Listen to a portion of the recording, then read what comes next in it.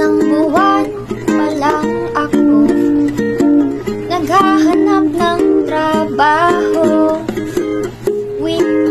Walong bagsak pa lang sa 4 na kumpanyang ina-applyan. Week 6, bagsak pa rin ako. Sa dami ng resume, pinasa ko. Sabi ay pasensya na, walang vacant kaya mag-intay ka. Ngunit dahil sa industrialisasyon, dumami ang hanap buhay sa ating nasyon. Ngayon ay may trabaho't sumasahod na. Salamat sa likas yaman ng ating bansa. Malakas na industriya ng bayan, hatid ay trabaho para sa mamamayan.